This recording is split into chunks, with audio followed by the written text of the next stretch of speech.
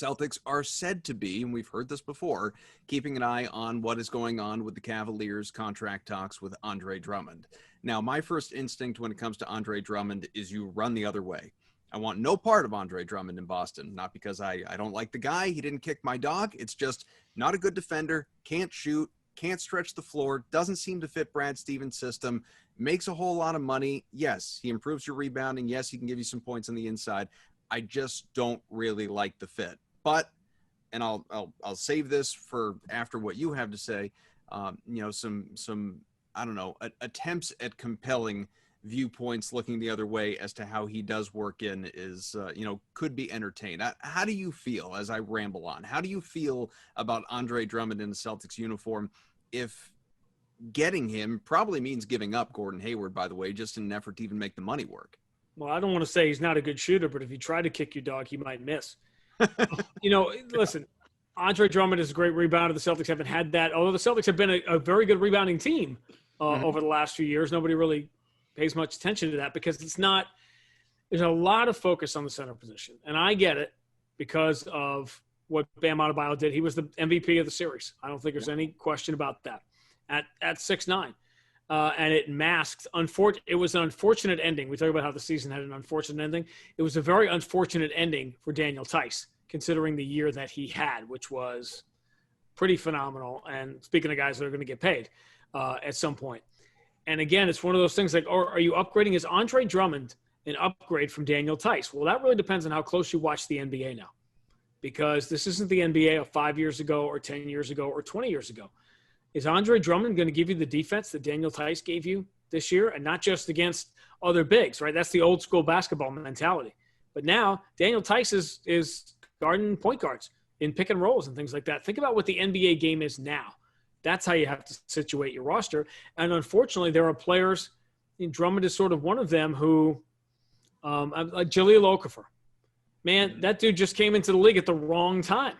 He came into the league at the wrong time. This sort of happened to, Rondo has had this fascinating career arc where the game changed around him, and suddenly a guy that couldn't shoot it was tough to get on the floor. And he found a way. That's what makes, Rondo special, is that he found a way to sort of stay in the league and work around that. But the game sometimes can change, around you. Devin Harris was going to be one of the top point guards in the league when he first came in. He had this great year. I think he made the All-Star team one year with the net. And then the league just sort of changed around him and different guys came in at that position.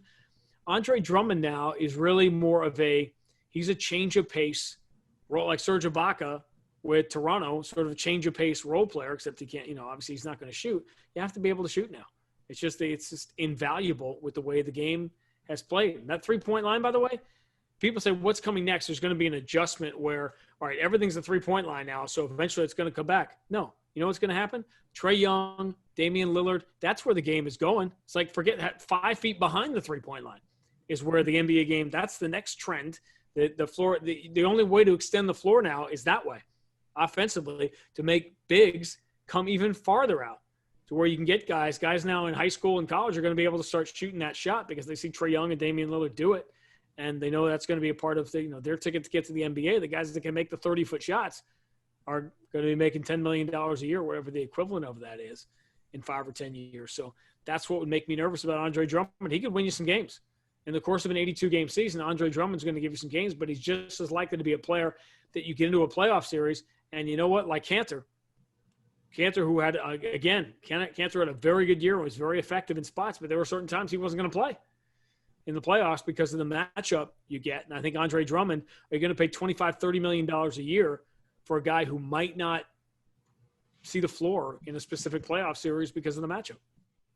So a buddy of mine who comes on the show from time to time just to poke in and give us some stats and things like that. This isn't a stats analysis, but was sending me a slew of texts this morning about this Andre Drummond thing. And I'm going to tell you just some of what he wrote to me, saying that it's not his favorite thing to do with the Hayward contract. Not terrible either. This is obviously trading for Drummond. He's an incredibly flawed player. Still young, has all the skills you'd want from that position. Time Lord's not ready. Tice a 20-minute-per-game guy. Drummond's best year was when Stan Van Gundy kind of let him play the way Miami used Bam last year. He's got some skills as a passer, a handoff guy. Defense obviously is a problem, but maybe Brad can get something out of him. I like the idea of him on an expiring contract. And I think adding on to that as much as anything, especially if you were to deal Hayward for him, helps get you under the salary tax. Do you think that is a priority for Wyc Grousbeck right now in terms of attempting to build out this team and take it to the next level? I think only in terms of flexibility, not in terms of, of finances or not being willing to pay the tax. I think when you're at this level now and you're competing for championships, I don't think that, that's as much of a factor as it would be in other years. Listen, Drummond is an interesting player. Again, I just go back to what I said about can you have a role player? He'd be a very good role player, but the NBA is sort of making him into one right now. And that's you have to think what Danny did, drafting Jason Tatum and Jaylen Brown or whatever, that was thinking forward. What is the NBA going to be in the next 3 to 5 years, and not drafting backwards? It's like you have to evolve so you get players and contracts you can control that fit the game. And now this is a wing game with defending multiple positions. And who fits that? All things being equal, who fits the NBA game now better, Gordon Hayward or Andre Drummond? I mean, there was a time the answer to that question would have been Andre Drummond, but that time is certainly not right now.